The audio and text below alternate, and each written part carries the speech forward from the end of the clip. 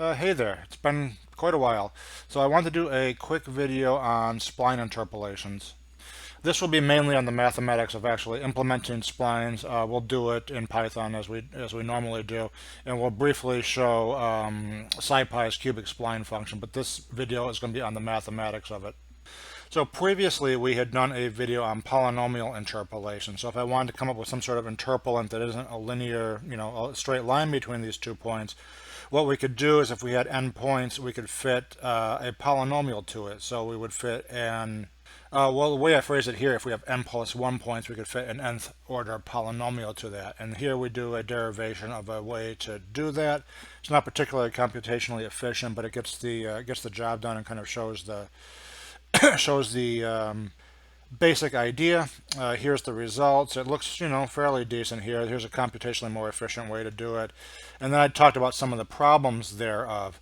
If you have a lot of points and you try to fit a high order polynomial to it, you get these kind of wiggle effects where it just really shoots up, in this case twice at the ends. And then we took this idea and used it to solve differential equations. I don't want to go through this now because there's a whole video on the topic. But we can basically cut down the number of algebraic equations we need to solve to get to solve a differential equation. In this case, I have 1, 2, 3, 4, 5. What do I have? 6 points to get a decent approximation of the solution of the differential equation.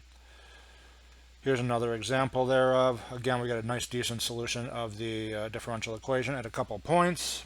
But this method here is going to suffer from the same problems that the regular polynomial interpolation has. So if you have to use a lot of points, if the function varies rapidly and you need to capture that detail, you could be out of luck. So a spline type of technique is useful in that situation. And that's why I want to go over the basics of splines today. So let's just start a fresh notebook and get into it. So here's an example problem that we want to solve here. So I have 5 points, 1, 2, 3, 4, 5, and obviously there are going to be 4 regions, and we want to connect all these points with cubic equations such that we have kind of a smooth curve that passes through all these points. So I'm going to have, in this case, 4 cubic equations. I've color-coded them here: red, black, red, green, blue.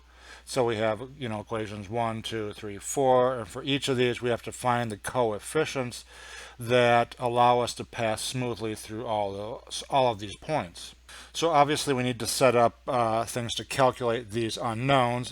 For example, at this first interval here, we know that whatever this polynomial is, it has to, at point x equals 1, it has to have a value of 2. Likewise, at point 2, it has to have a value of 4, and that has to be the same as this polynomial here. So this one also has a value of 4 at x equals 2. And so let's write this out here, down here. So here we go. And just as I said here, for this first point at this boundary, x equals 1, our polynomial has to equal 2.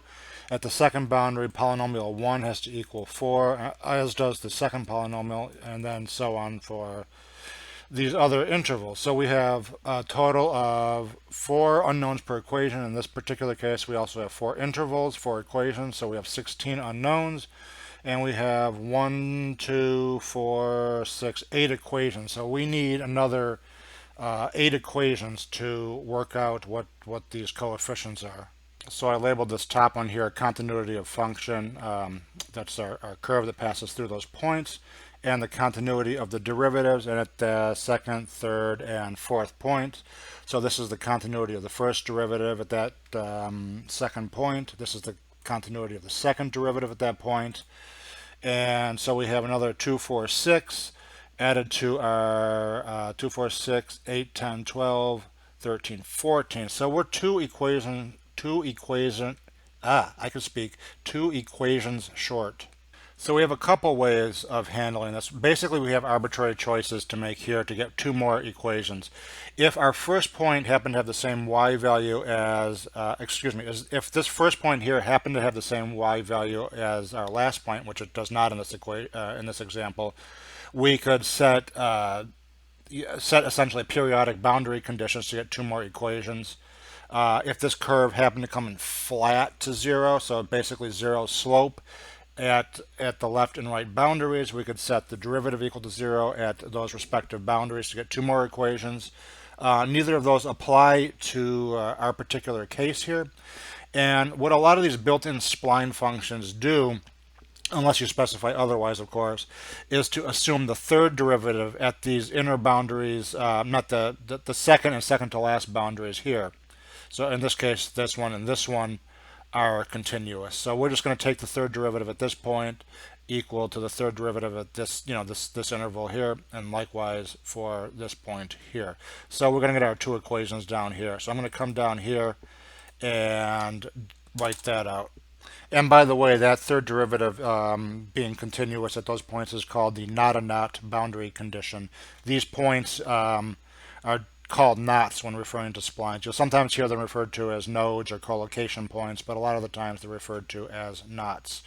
So the not a knot boundary condition gives us two more equations where the third derivative is equal, are equal at those two, this point and this point. So now we have 16 equations and 16 unknowns. And notice also that these equations are linear in these unknown coefficients, so we can just kind of brute force this if we want with some linear algebra and get out all of these coefficients. So that's what I'm going to do here. So what I'm going to do is structure my vector of unknowns like this.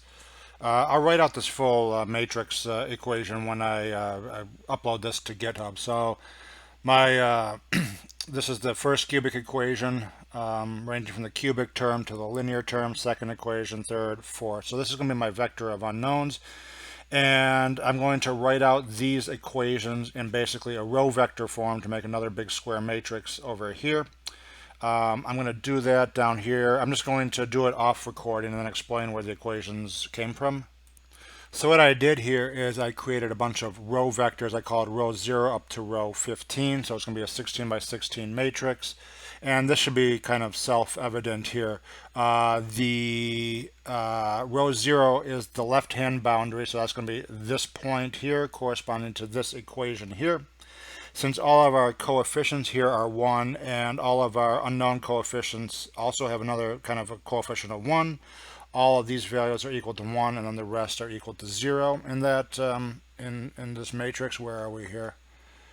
So basically the first four elements are 1s and then the rest are 0. This is the first boundary, continuity at the first boundary. This is the first equation, first boundary. Coefficients are 2 here, that's why I have this here. Second equation at the first boundary, and then so on. We have the derivatives, and then all the way down to the boundary at the right hand side. So let me run that. Okay, so down here I'm going to stack all these row vectors up into make this a big square matrix. I'm going to create my vector of knowns. So for example, this first equation was equal to, where am I here? 2. That second equation was equal to 4, 4. And then we go on to our first derivatives, which are equal to, we subtract them out so they're equal to 0. So it's left-hand boundary, first equation, first point, second equation, first point, our zeros, then we go on to our second point, and so on. And we print out, we solve the equation with our linear algebra package and print out the result.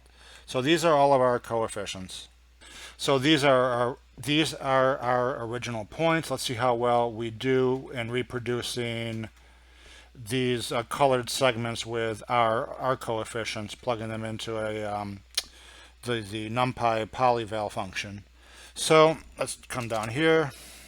So I'm creating a little, our u values are these individual segments here. I'm going to use the polyval function, pulling out these coefficients. So the first four coefficients are for the first polynomial, that's down here, and second polynomial, and so on. So I'm going to keep the same color scheme, black, red, green, blue. And the code works better if you actually finish typing out all of your lines. Boom, nailed it perfectly.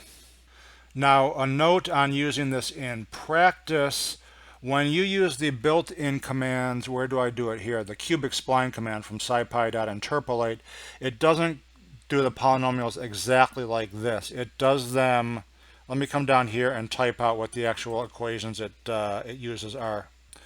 So these are the equations that would actually be solved by that cubic spline command. So basically, we subtract off the first point in each interval. So it's x minus 1 for the first interval, x minus 2 for the second interval, and so on. And this has some certain advantages computationally speaking.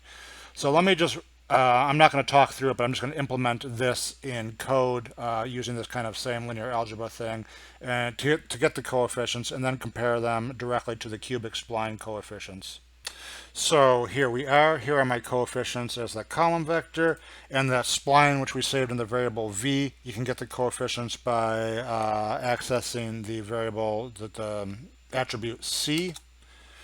And this comes back as a rectangular matrix, and this first column here is going to be the coefficients for the first interval corresponding to these here. So let me actually do this. So all rows of the 0th or first column. Here we go, 0.16 minus 1. Where are we here? 0.16 minus 1, 2.8. And let's just look at the last row to see that we got it right. So again, 1.6, 0.5, 1.3, and 6. So we got it. So this is really simple. I did it more for the sake of completeness than anything kind of particularly educational, because I think it's kind of obvious. But again, completeness, because I want to go on to more advanced methods for partial differential equations and ordinary differential equations. So I will clean this up, kind of write out this in a better format, write out a full matrix here, and then kind of talk through or write out what I did down here, just so that it's all clear. Yeah. So pretty simple. If you have any questions, please feel free to leave them in the comments below as normal. I'm not quite sure what the frequency of videos will be going forward from here. My schedule is just kind of random. I do intend to get back to the Ornstein-Uhlenbeck process and the whole stochastic calculus thing. Again, as I've said, not in this video, but in previous. This is not a subject I really know much about, so I've been trying to go through and learn the topic well enough that I feel comfortable presenting it online. So until then, or the next video, see ya.